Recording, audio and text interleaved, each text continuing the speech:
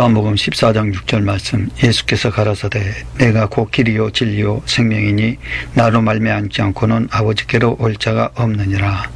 아멘. 제목, 하나님의 목적을 알 때 길과 진리는 생명입니다. 이와 같은 제목으로 하나님의 말씀을 전합니다. 목적을 알 때 삶의 동기가 유발됩니다. 목적은 열정을 낳습니다. 뚜렷한 목적만큼 힘이 되는 것은 없습니다. 반대로 목적이 없으면 열정은 손실됩니다. 만일 목적이 없다면 심지어 침대에서 일어나는 것까지 엄청난 부담이 될 것입니다. 목적이 없고 의미 없는 일들이 우리를 지치게 합니다. 목적이 없고 의미 없는 우리의 희망을 빼앗으며 기쁨을 앗아갑니다. 하나님의 목적을 알므로써 영생을 준비할 수 있습니다. 많은 사람들은 이 땅에서 영원한 유산을 만드는 데 인생을 보냅니다. 또한 많은 사람들이 죽은 후에 사람들이 우리에 대해 어떻게 이야기하느냐에 관심을 가집니다. 하지만 중요한 것은 다른 사람들이 우리 삶에 대해 어떻게 말하느냐가 아닙니다. 다른 사람들이 우리가 평생 이룩한 것 이상으로 이룩할 것입니다. 그 기록은 깨어지며 명성은 사라지고 공로는 잊혀진다는 사실을 사람들은 깨닫지 못합니다.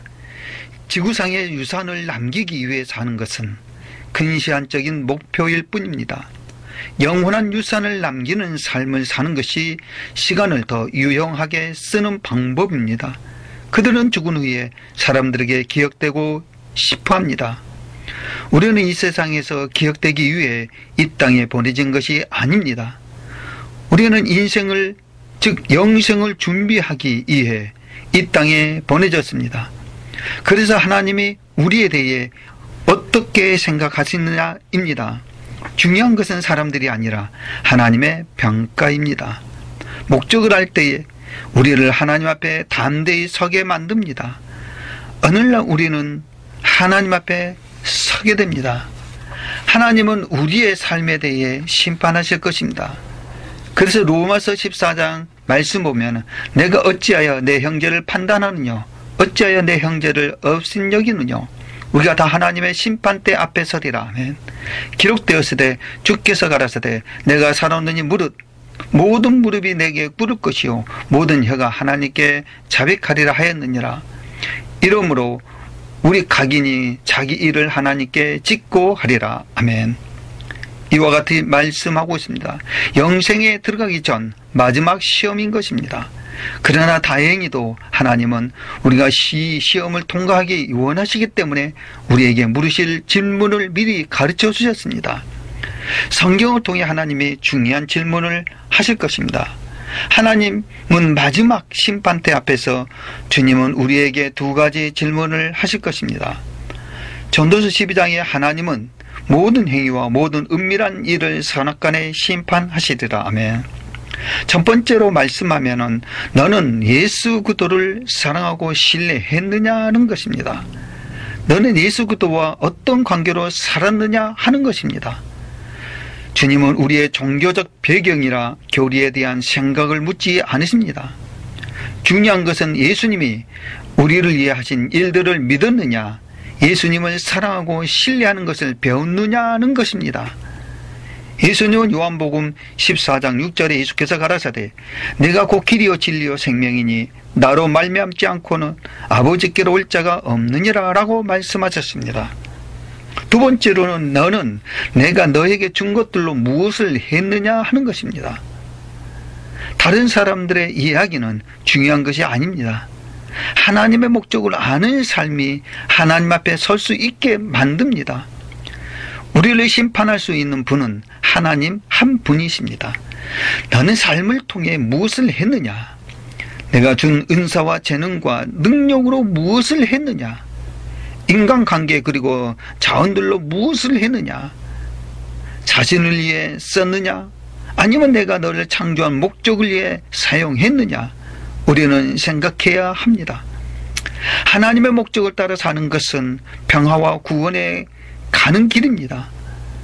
우리의 삶의 원동력은 무엇이라고 말하겠습니까? 나는 진정 어떤 사람이 되고 싶은가?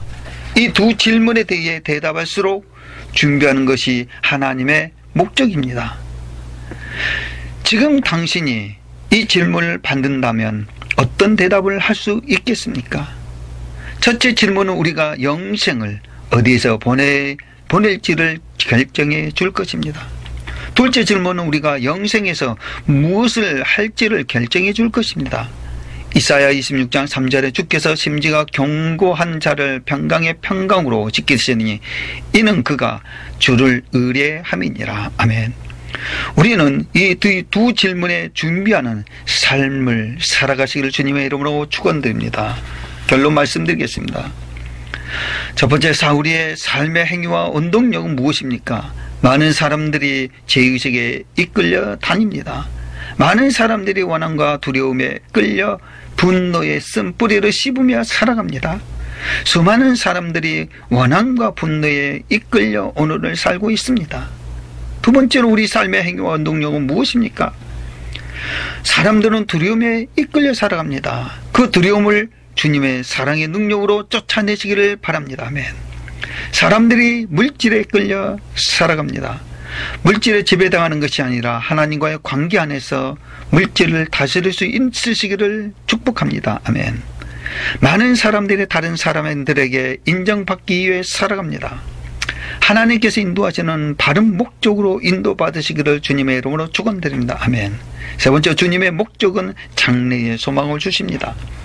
하나님 목적을 아는 것은 삶의 의미를 부여해 줍니다. 주님의 이름으로 삶의 의를 부여받는 주님의 자녀가 되시기를 바랍니다. 하나님의 목적을 알면 우리의 삶은 단순해집니다.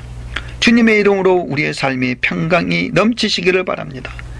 하나님의 목적을 알면 주님께 초점을 맞춘 삶을 살게 됩니다. 항상 주님의 말씀으로 성령으로 초점을 맞춘 하나님의 귀한 자녀가 되기를 주님의 이름으로 축원드립니다. 넷째, 길고 진리는 생명입니다. 목적을 할 때 삶의 동기가 유발됩니다. 뚜렷한 목적만큼 힘이 되는 것은 없습니다. 하나님의 목적을 알므로써 영생을 준비할 수 있습니다. 많은 사람들은 이 땅에서 영원한 유산을 만드는 데 인생을 보내게 됩니다. 우리는 영생을 준비하기에 이 땅에 보내졌습니다. 하나님은 마지막 심판대 앞에서 주님의 우리에게 두 가지 질문을 하실 것입니다. 너는 예수 그리스도를 사랑하고 신뢰했느냐? 너는 예수 그리스도와 어떤 관계로 살았느냐 하는 것입니다. 너는 내가 너에게 준 것들로 무엇을 했느냐 하는 것입니다. 내가 준 은사와 재능과 능력으로 무엇을 했느냐 하는 것입니다. 이 두 질문에 대해 대답할 수 있도록 준비하는 것이 하나님의 목적입니다. 하나님의 목적을 따라 사는 것은 평화로 가는 길입니다. 그래서 목적을 따라 사는 것은 평화로 가는 길입니다. 많은 사람들은 이 땅에서 영원한 유산을 만드는 데 인생을 보냅니다. 그들은 죽은 후에 기억되고 싶어 하지만 궁극적으로 중요한 것은 다른 사람들이 우리의 삶에 대해 어떻게 이야기하느냐가 아니고 하나님이 우리에 대해서 어떻게 생각하시느냐입니다. 우리는 이 땅에서 기억되기 위해 이 땅에 보내진 것입니다.